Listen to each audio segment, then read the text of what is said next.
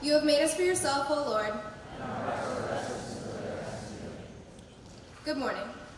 Welcome, Dr. Hickey, administrators, faculty and staff, fellow students, and a very warm and special welcome to Sister Tracey, our guest today. Today we are gathering for our annual St. Augustine Lecture, when we come together as a community to gain further insight and knowledge regarding our core Augustinian values of veritas, unitas, and caritas. Hearing the St. Augustine Lecture series throughout my time here at Austin has continued to open both my mind and my heart. Each guest brings a unique perspective on Augustinian life, and each year I walk away with a new idea on what it means to be a part of our community here. I look forward to reflecting on Sister Tracey's lecture and carrying its message with me for the rest of my time here and on. I implore all of you in the audience to listen closely and actively, and I hope that we each leave here today knowing a bit more about the Augustinian example. I would now like to welcome Dr. Hickey to introduce our guest speaker, Sister Tracey.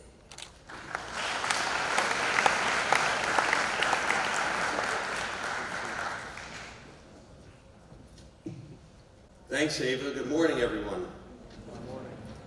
So Ava's a lifer at Austin Prep, and she has been here for 7 of the 10. This will now be the 10th time we have hosted the St. Augustine Lecture. We started it in 2015. And the purpose of the lecture was to reinforce and support our Augustinian tradition. St. Augustine was a towering intellectual figure, theologian, church father, but he was a teacher. First and foremost, he was a teacher. And as students, there's always great opportunity, provided the school can facilitate that, to bring people from different walks of life, different perspectives, and different lived experiences. And the lived experiences is the important part. You know, we live in an age where social media gives you access to the whole world. You can see anything. You can watch videos. You can see snippets on TikTok and Instagram and all of those things to gain just some insight. But in most instances, in my view, on social media, it's very short. It's very small. It's very narrow. You don't get the opportunity to get deep perspective about the topic or the event without learning more, doing more research. And one of the ways that we learn more is from interacting and listening and learning from people who are a bit older. They're farther down the road. Their journey has been a little wider than when you are in high school. So it's my pleasure this morning to welcome the 2024 St. Augustine speaker. Known as a media nun, Sister Tracey is a daughter of St. Paul, an international community of women religious who preach the gospel for all forms. They are media apostles who dedicate their lives to creatively spreading the gospel.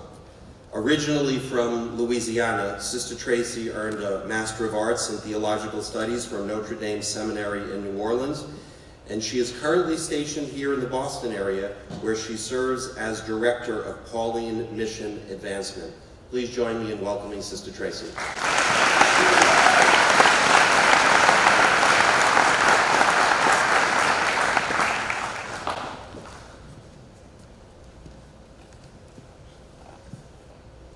Well, good morning. Can you hear me? Hello? Good morning. Good morning. Okay, good morning.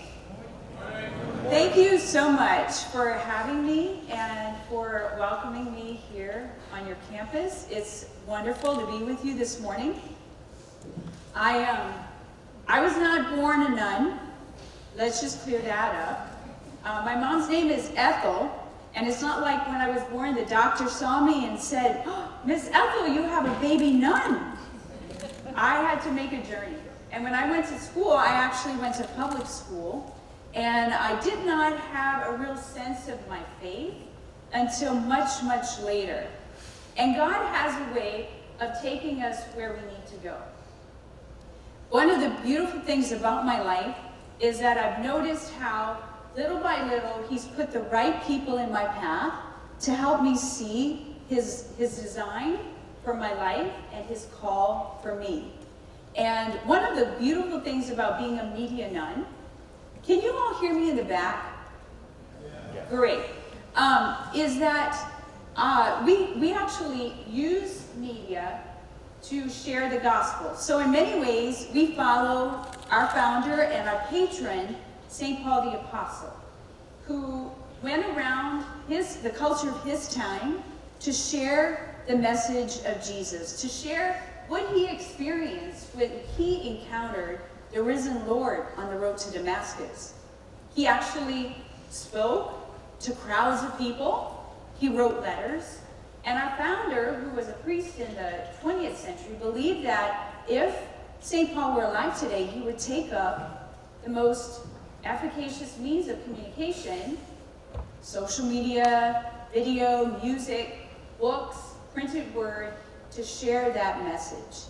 And so in many ways, we produce media, we evangelize those who produce media, and we bring the media to various parts of the United States. And the cool thing is, when we do that, we get to really be face-to-face with the people that we serve.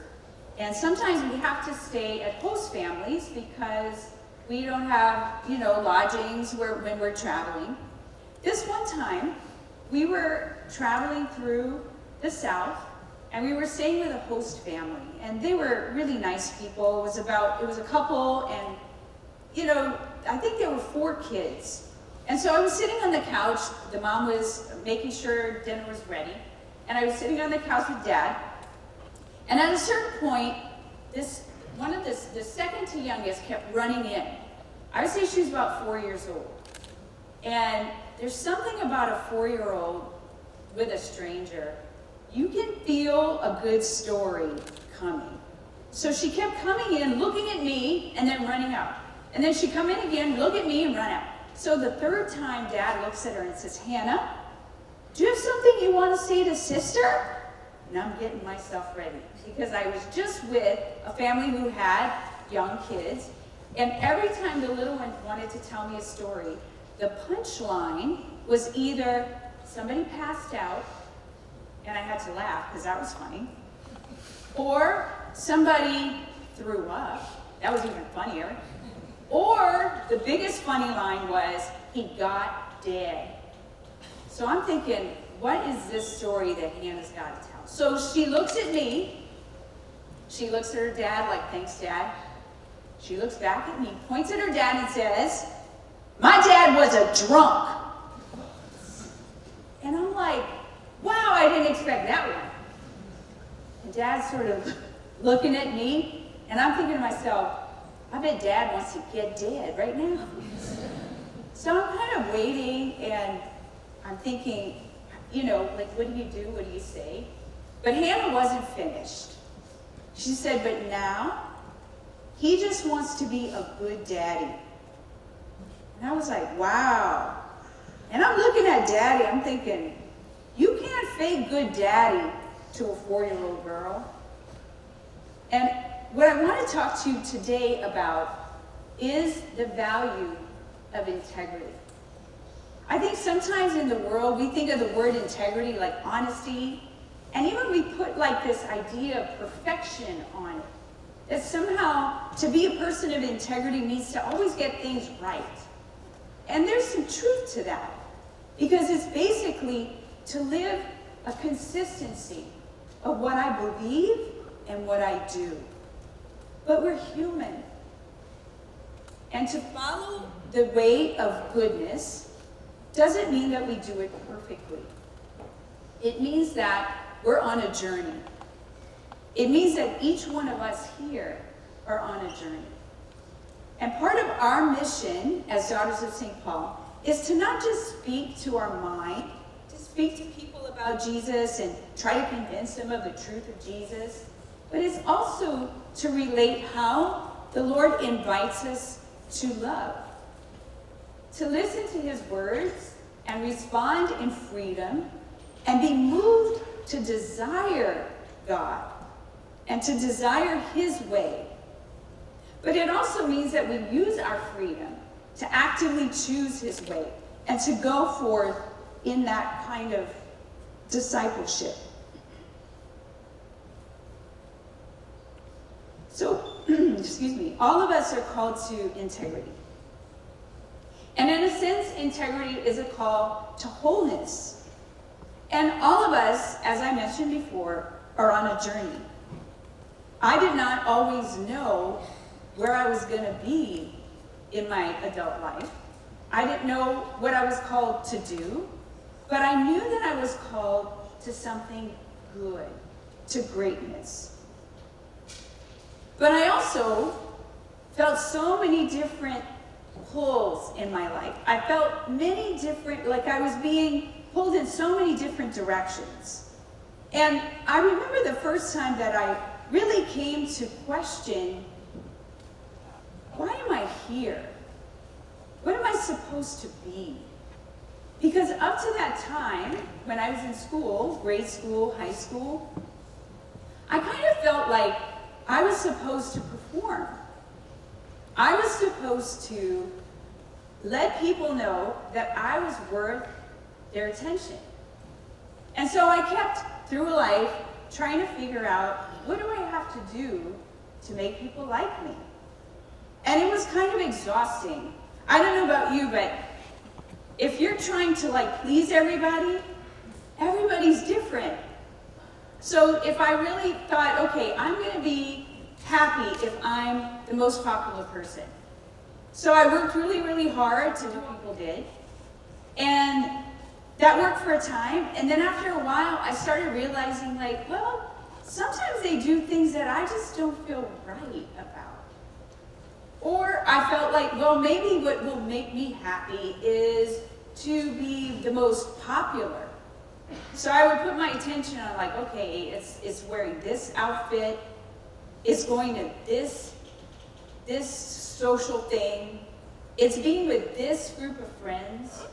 And I would do those things. I would even go, I remember thinking, I went shopping at the mall, because that was one of my favorite places to be.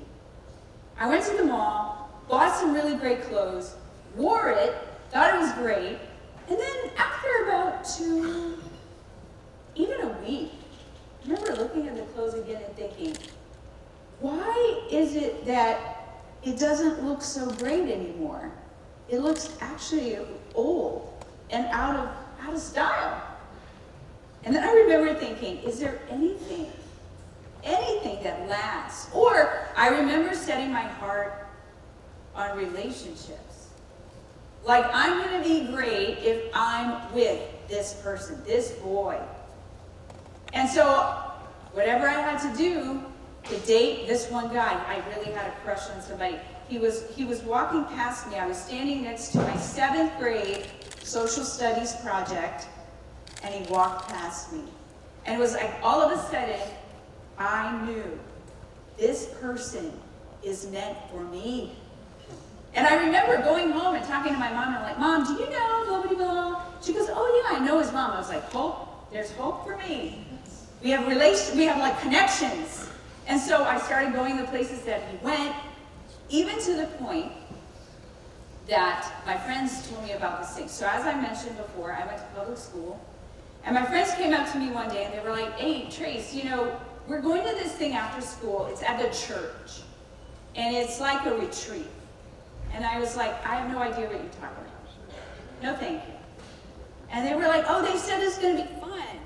And there's going to be entertainment and music. I was like, no, thanks. They were like, the guy you like, he's going to be there. I was like, okay, I don't think, my calendar's clear. I think I can go. Yeah. So I go. And I'm sitting there in the group, and I'm all about, how's my sweater? Do I smell nice? How's my makeup? How's my hair? I'm thinking of me. And I'm waiting to be entertained. But really, what I care about is, where is he in the room? So if he was sitting over here, I was kind of really watching him. Or if he moved over here, I was really watching him. So at a certain point, the team comes out, and they're, telling us about their work. They're telling us about what they do. And what I learned is, it's a group of 12 young people who put their college education on hold for an entire year so that they could travel freely around the United States and go to parishes like mine to give these retreats and tell teenagers, who I was, about the love of God. And I remember thinking, well, that's interesting. How nice of them. But you know what I noticed the most? The girls on the team did not have makeup on. Their hair was not exactly put together. And they kind of all looked like they dressed like they had just rolled out of a van, which they did. And I remember thinking, wow, why are they doing that? They look so happy. They look so free. And somehow, I realized the contrast between what I was thinking about, which was me, what do I want, what do I need to do? And they were there to make us know that God was real. Like they weren't thinking of themselves. They were there for me. Anyone here speak Italian? Anybody? Okay, we have somebody. All right, so I'm going to ask you a question. How does an Italian say, I love you?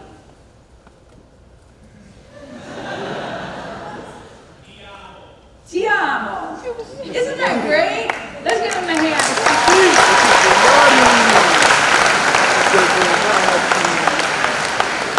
And ti amo in Italian is kind of like that romantic love, like ti amo. Or you can say it to your children, ti amo. But there's another way. Do you know another way? Ah, sì, che brava. Voglio bene.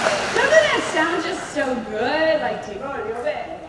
So, ti voglio. Here's a quick little Italian lesson. Voglio is to want. So, ti voglio means I want for you. And what does bene mean? Anybody guess? Good. Great. Good. So ti voglio bene, when a person in Italian is saying ti voglio bene, they're defining what kind of love they mean. They mean the highest form of love, which is, I want your good. I don't want the good just to serve me, but I want the good for you, for your sake. And I can say that as a teenage girl, sitting there decked out with my hair and my makeup, making sure I smell nice, I realized that as fulfilled as I wanted to be by putting things on me, by changing my appearance, by trying to perform for other people, what I saw in them was they were fulfilled by pouring themselves out. By saying, I will forego a good from me so that I could be of service to you. And I'm sitting there thinking, and you all don't even know me from anybody. And I'm from South Louisiana. You have to drive to get to where I lived. So I was so impressed by that generosity. And I started to question, what would make a person want the good of a total stranger like me? And I realized that it was God. I realized that the greatest good that we can pursue is the Lord. That their joy came from seeing themselves through a lens that wasn't conditioned by their performance or what the world says was acceptable, but it was conditioned by something that lasted, that was greater. Their goodness was not dependent on their performance, but on God's love for them. And I believe that to live a life of integrity means that we have to live from that freedom of being loved and knowing ourselves as loved by God as much as we possibly can. And then aligning our actions as though we believe that that's actually true. As I mentioned before, part of our work is we work with publications. We print books, we make videos, we make music, we're on social media. If you want to follow us on social media, just a little parentheses, you can do #MediaNuns and you'll find Daughters of St. Paul. You might even find me. That way you can see me up close. I actually do hand lettering, so if anybody here is into lettering, that's what I do on Instagram. But that was an aside, that was my commercial. Okay, that's it. So, one of the things that we have is we have book and media centers. Like they're little places, like a little bookstore, where people can come and spend time. There's a chapel, but they can also encounter the Word of God. And we had this lady, I was serving in New Orleans, and this lady would come in, and she was kind of this typical New Orleans lady, kind of all over the place. She had big blonde hair. She'd come in, and she would just want to like, sister, give me something good to read. And so we would kind of go through the book center and find her something. Then one day, her like vivacious personality, get a technical breakdown there. Okay. Oh, good. Yes, another. Okay. So she came in, and she had this very different attitude than what I was used to. She came in and she said to me, "Sister, I need you guys to pray for my husband." And she had never talked about him before. We didn't know about it. But she said he has been diagnosed with cancer. So all that time that she kept coming, he had already had cancer. But the time that she came that one day, he found out that the cancer was inoperable, which meant that he had a timeline that was getting shorter and shorter. And he was a very successful businessman. And as he processed the idea that his life was going to end sooner than he thought it would, he got angrier and angrier and angrier. And he started turning that anger onto her. So she came in and she's like, "Sister, I need some help. I need y'all to pray for me. I need y'all to pray for my husband because he's abusive." And she started telling us like some of the things that he would do from his sick bed to her. And she was at her wit's end. And so we started praying, and she kept kind of trying to help him out and maybe even have him come and visit us. He didn't want to see it. He was so angry at God that it was like we reminded him of everything he was angry about.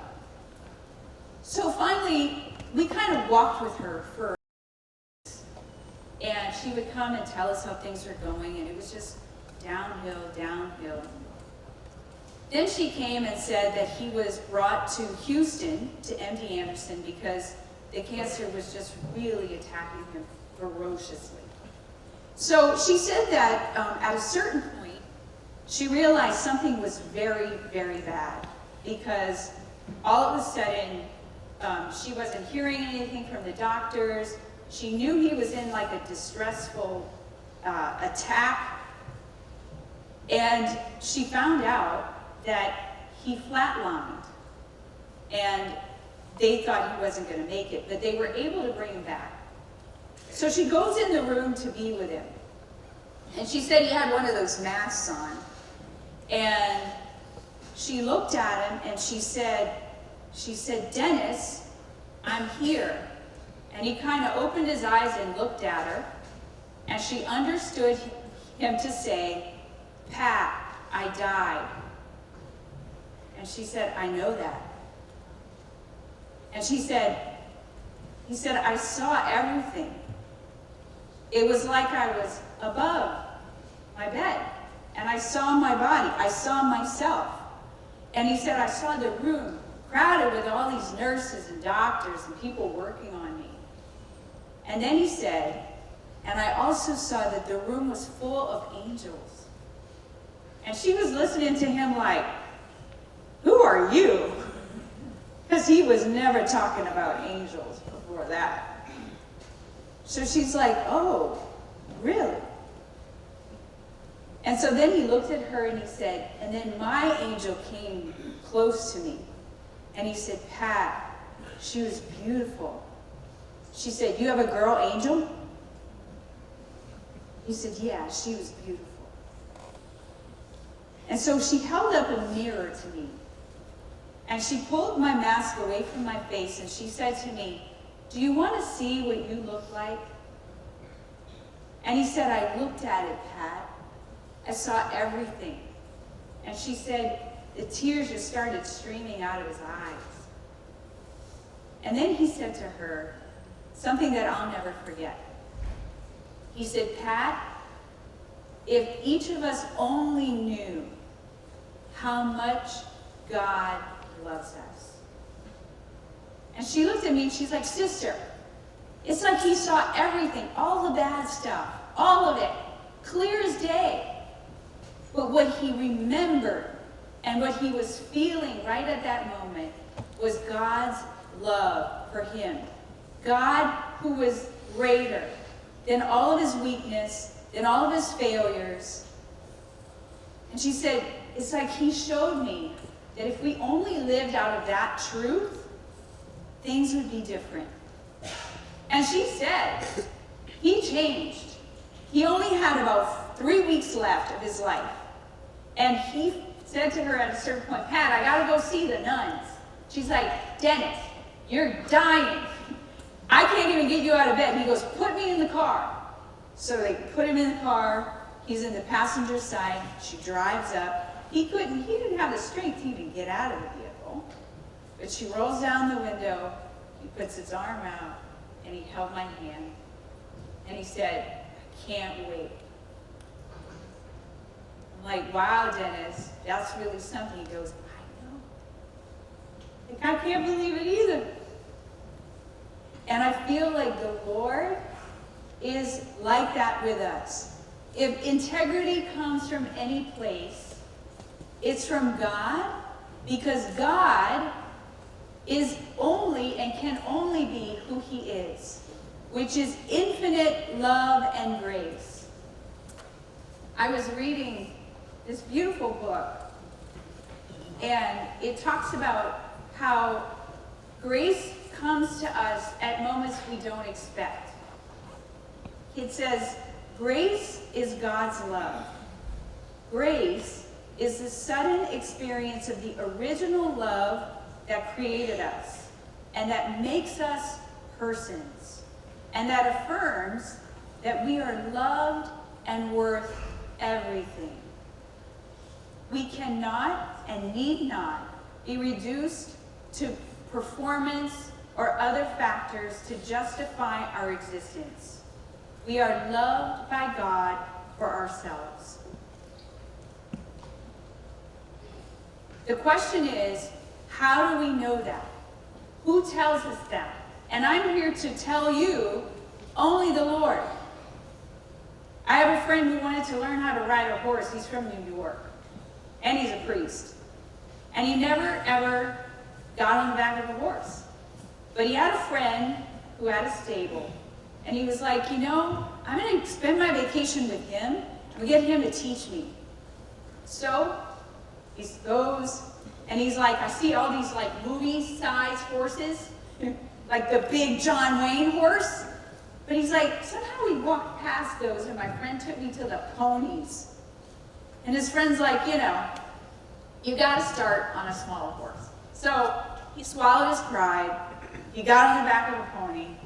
And he's like, hey, I got it. I kind of picked it up. Like, you know, he told me a few pointers, and we trotted along and kind of went around in circles. And so the next day I was like, okay, I think I'm ready for the big horse. And his friend's like, no, you're not.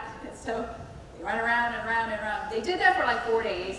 5th day, his friend said, okay, now you can ride a horse. So he gets on the horse, and he's in front of his friend. His friend is also on a horse behind him. And they start, you know, taking off. And there was this huge stable. The wall of the stable was kind of going along this way. And they're going. And my friend realized after a while that the horse was really like picking up speed. But as it was picking up speed, it was heading for the wall of the stable. So he starts screaming at his friend, I think we're going to hit the wall. He's going toward the wall. And the friend from behind him calls out, he's going where you're looking. Stop looking at the wall. Look at the field. And sure enough, he looked at the field and the horse just kind of kept going away from the wall. It didn't kill him, thank God. You're going where you're looking. The world wants our attention. We live in an attention economy, and it works so hard to get our attention, to capture it, and to keep it. It's commodified our attention, right? The question is, where do you get the truth of who you are? You have to look to God. And the place that we can encounter God is in the body of Christ, in the church, who gives us the Word of God and the Eucharist. These are really sources of the presence and the power of God's love for us. And my, advice to you is that there's going to always be someone telling you who you should be, or how you should act, or how you should perform to be worthy of their attention. And all the while, we have the presence of God inviting us. God is not a manipulator. He made us in his image and likeness, body and soul. We are amazing creatures. We are a combination, a union of matter and spirit. And if you think or believe that somehow your spirit is the major force and your body's just sort of a costume, wrong. We are created as a union. Integrity means integrating all of the aspects of our humanity into the oneness that we are. And the Lord has insight and help for us in order to do that. But we have to look to him. And he will not force us. He will always invite. Because he made us in his image and likeness. He made us for freedom. I'm going to end with this. I have lots of encounters with people. And sometimes they tell me, how God acted in their life. And I realize that, their story has something to say to me. I have a friend, her name is Teresa, and she was one of these beautiful young women who made a journey, and by the time she was in high school, moving to college, she had really come to know and love God's way. And she felt that she wanted to do something good for the world. She felt that God had given her a purpose. First of all, to know that she belonged to him, but then also to use her gifts, to use her talents, to serve him. But she didn't know how, because she knew that in the church you could become a sister, like a religious, where you give your life completely to God, as I've had the grace to do, and to serve him in that way. Or she could become a mom. She could, be a mother and enter the covenant of marriage and serve in that way. And as it would happen, she was feeling kind of like, the way she described it was, she could go either way, because she had just met some religious sisters that were to her so cool. It wasn't us, but it was these cool sisters. Maybe it was the sisters you have here, because I hear they're cool. But she was so attracted to the possibility of serving God in that way, in that wholehearted way. Then, she was really in a beautiful relationship with a young man. She could see the possibility of giving her life into marriage and working that project together with that person, him. So she felt, okay, I'm going to bring this to prayer. I'm going to listen to all the people that have been telling me that God's listening to our prayers and that he has a way of answering it. And as a Catholic, she had just heard about a novena. She learned what a novena was. That you pray a persistent prayer 9 days in a row. You ask for specific grace. And sometimes you can ask for a sign that God is going to provide that grace for you. She had it figured out. She's like, I know in 3 weeks, I'm going to Mexico to the shrine of Our Lady of Guadalupe. And it's filled with roses over there. There's roses in the apparition. There's roses around the cathedral. There's roses everywhere. She said, Lord, if I am called to marriage, please provide that a red rose will come to me before I leave the shrine, my pilgrimage there. If I am called to religious life, please provide that a white rose will come to me during my time there. So she's there, and she's not worried. She's praying her prayers. She's asking the Lord. She's giving him time. She's sort of just she's not grasping for her answer. So days go by, and nothing comes to her. She's like, maybe I need to pray harder. So she goes to the shrine, and she's in front of the tilma of Our Lady, and she knows Jesus is present in the Eucharist, and she's praying and asking. Nothing. So the last day of their whole time there, they're inviting them to get on the bus to go back to the United States. And she is so bummed. Everything she believed about prayer and God's listening to my prayers, etc., she was like, forget it. So she got on the bus first, and she went all the way to the back of the bus, crossed her arms, and was like pretty mad. And she sits there and watches while all these other folks that were on the pilgrimage get on the bus. So they're all sitting, waiting for the bus driver to take off.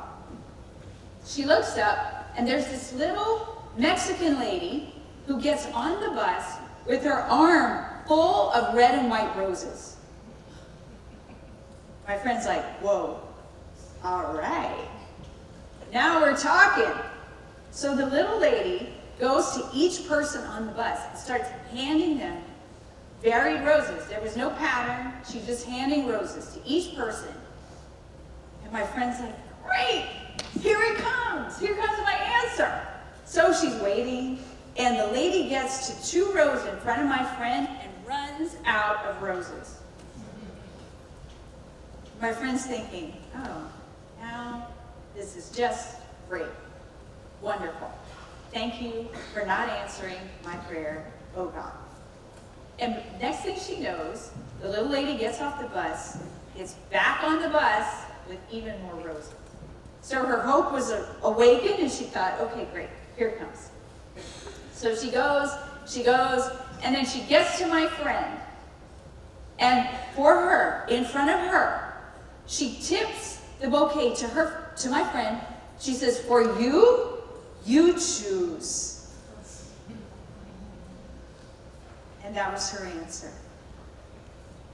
And I believe that's the answer for all of us. Everything that you're being given in your education, in your faith, we are the ones that stand alone before God. And he will not force us. He will only invite. And so those things that invite you to a life of integrity, a life of wholeness, a life of honesty, a life of service and freedom, ultimately, you choose. Thank you.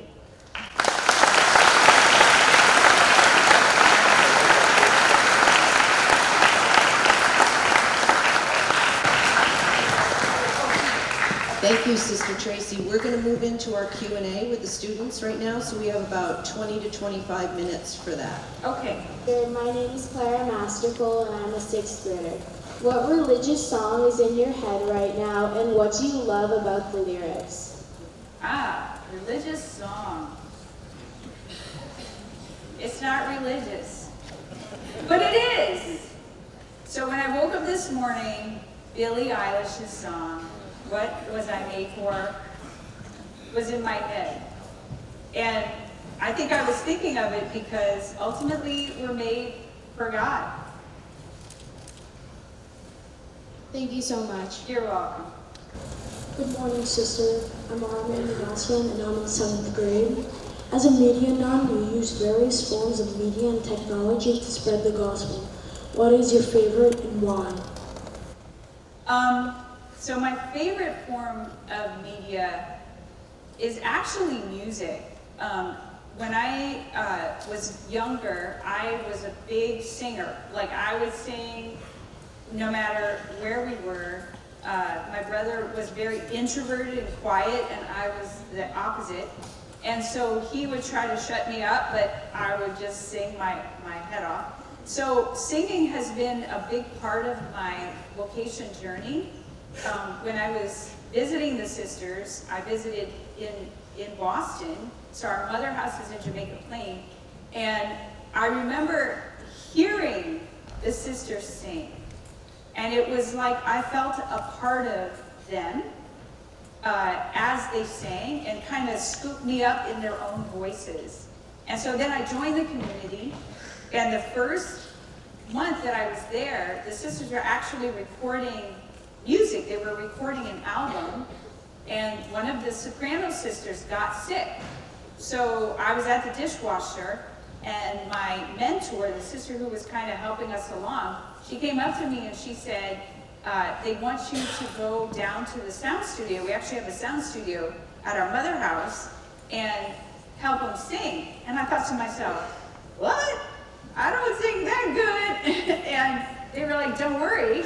And somehow being a part of the group made me, kind of called me out of myself and called me to grow. And so up to this day, I still sing in the Daughters of St. Paul choir. Thank you, sister. You're welcome. Hi, sister. Hello. I'm Alana Corrales, and I'm in 8th grade. My question is, through your music and creative work, what messages or themes are you most passionate about communicating and sharing with others? Well, I think I shared with you what I care about is like knowing that, you know, no matter what other voices are out there to try to define us, also, you know, that can kind of cause us a division. So, you know, integrity is about wholeness. Well, it's easy to forget that there is an enemy to God. He's not, so we have God, right? And God's creation. So God is the only creator. God's the only God.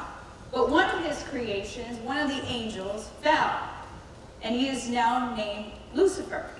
Well, he is hell-bent on our destruction. He doesn't want us to know that God loves us. He actually doesn't want us to know the union that we are. So he will work to divide. Diabolos means to divide. To divide us from the truth of who we are, to divide us in our person, and also to get us to turn in so much that we're basically destroy ourselves. And so I feel the message that I'm the most passionate about is to wake up our hearts, to remember where we come from, to remember who we are. Anybody saw The Lion King when you were little? Remember who you are. So powerful, because it's from that place that we can face all of the challenges and all of the lies sometimes that come to us. So that's the message I feel is supposed to Thank be. you. You're welcome. Good morning, sister. Good morning. At Austin Prep, our charisms are veritas, unitas, and caritas. What aspects of the Daughters of St. Paul's mission and charism particularly resonated with you and drew you to this religious community?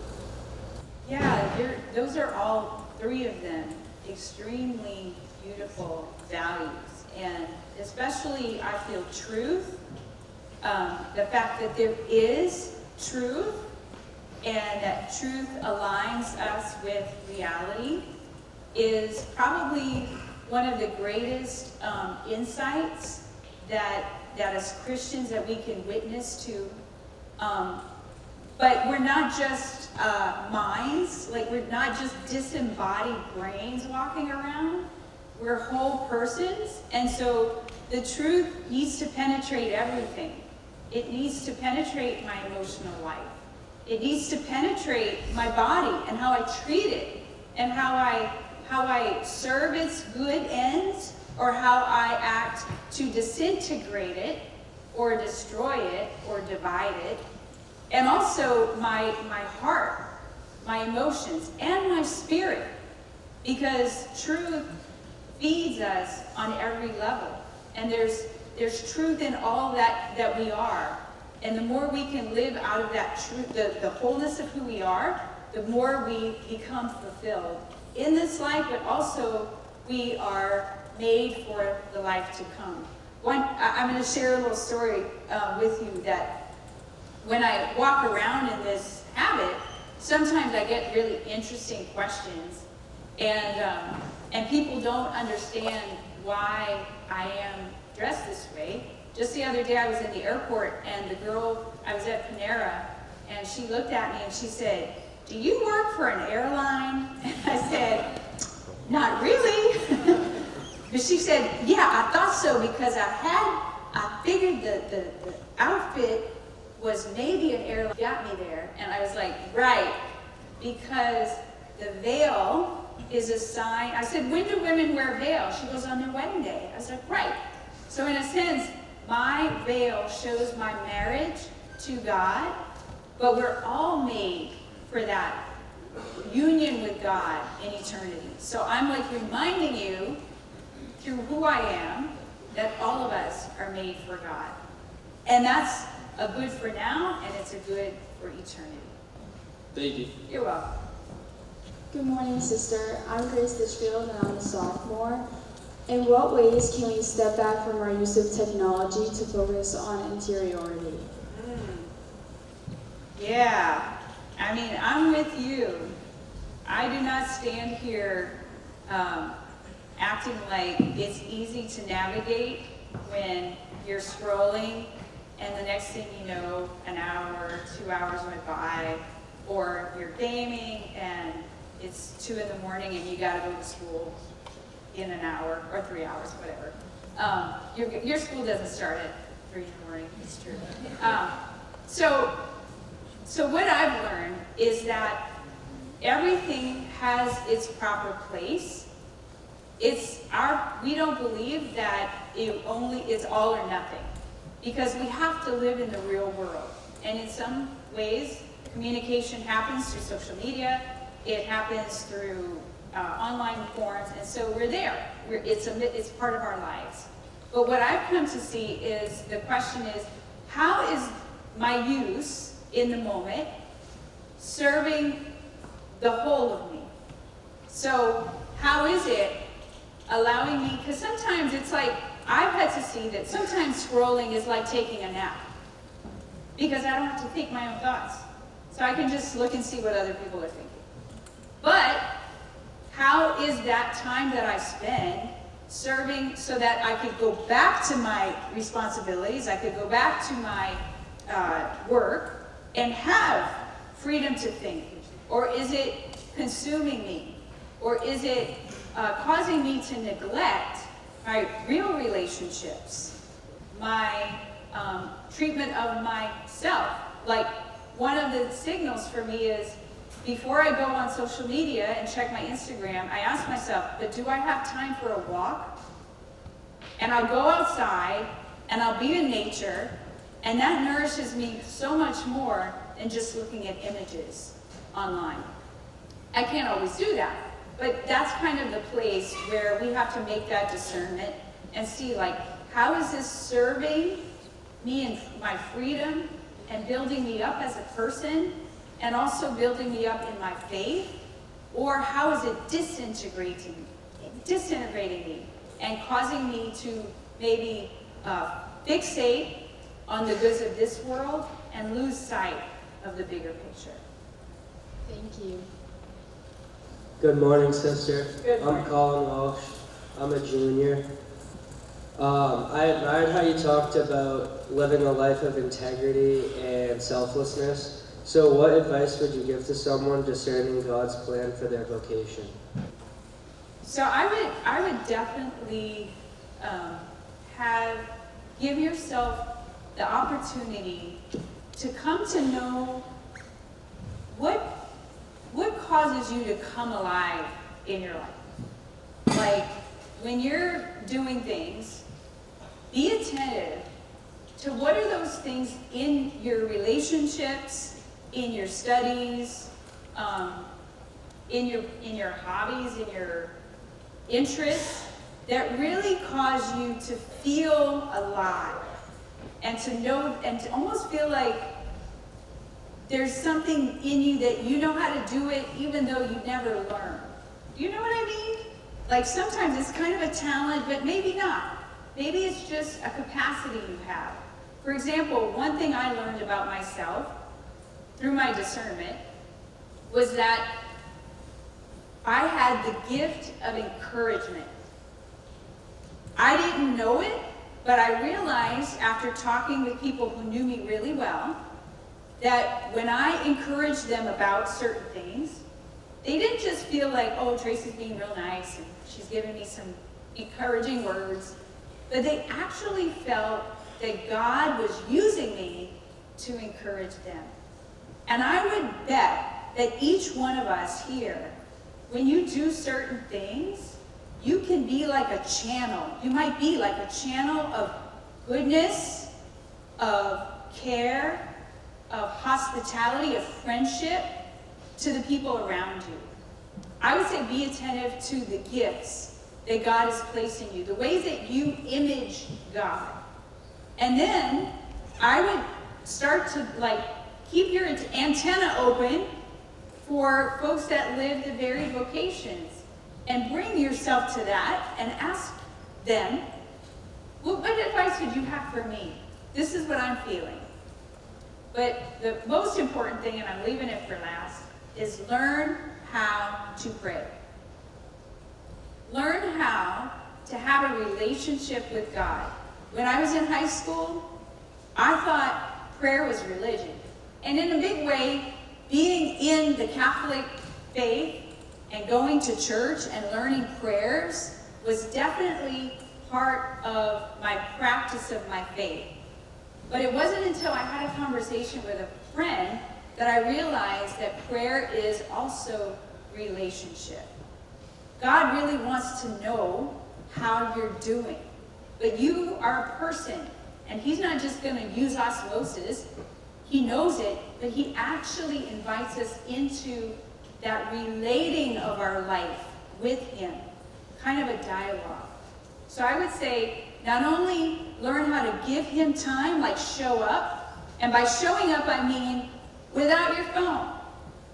I remember my friend, she said her 3-year-old wanted to tell her something, and she kept texting while the kid was trying to talk, and so finally the 3-year-old went and took the phone out of her mom's hands, put her to her face in her little hands like this and said, "Mommy, I need you to listen to me with your face." That's what the Lord wants. Give him your face. Real FaceTime. And in that interaction, he can reveal to you where you're called and the direction for your life.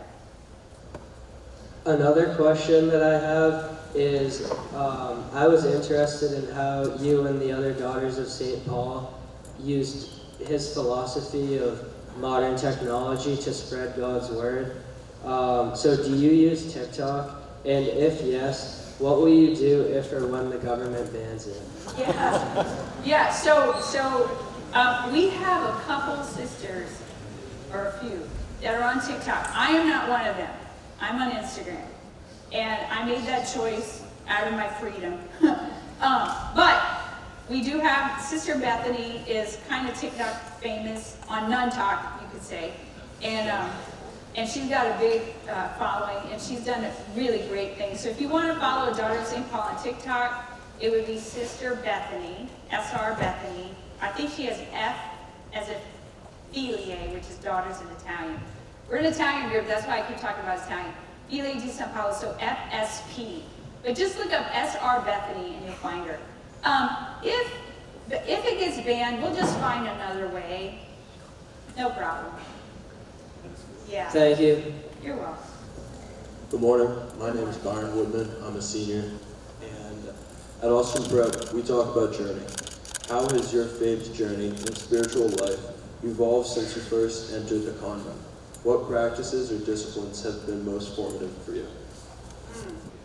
Yeah, I always kind of laugh and say the only way God could save me was by calling me to be a daughter of St. Paul, like an actual nun. I think I could see the direction that my life was going, like when I was with my friends, and I didn't go into all the details, but there were many times where I was with my friends and I actually remember thinking, I wonder if I'm going to survive tonight. And so I could see that following, in a sense, I was like a slave to other people's whims. And that would have continued had the Lord not kind of stepped in. So I think my first gift, you could say, was that I was open to when God made his move. And when he inspired in me an awareness of his presence. I did not go into the fact that at that first retreat that I went to, at the very, very end of it, because I was kind of curious, like I didn't understand why I felt so happy, because I was usually not. I was kind of a depressed 15-year-old. And one of the things we did was we kind of got in these smaller groups and talked about spiritual things. And strange, but I had something to say, and I said it. And somehow later I realized that's one of the gifts God has given me, is to share my faith.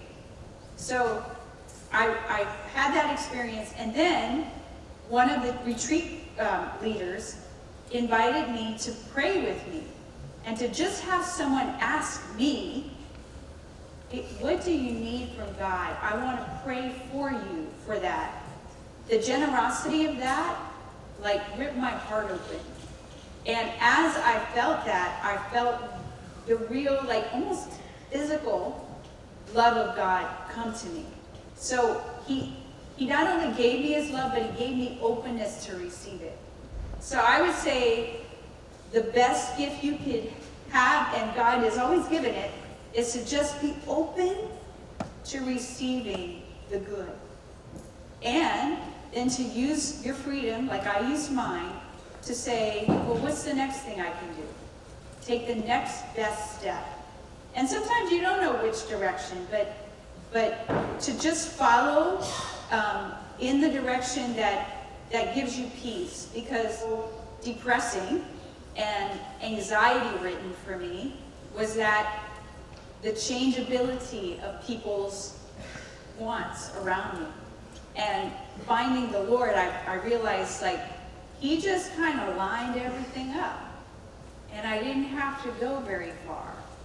And I also realized that there were certain relationships that no matter how I tried to influence them to the good, they just weren't there yet. And so I had to make boundaries. So part of the journey is openness, responsiveness, but also a willingness to say, sometimes you need to make healthy boundaries in relationships and also in technology, with technology, so that you can grow in freedom, to follow the purpose that God has provided and given you in your life and in your family and in your community. Thank you. You're welcome.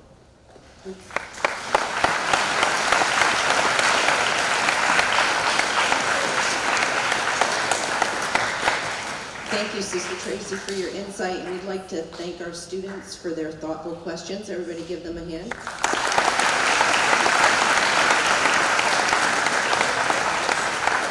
I'd like to invite Dr. Hickey back to the podium.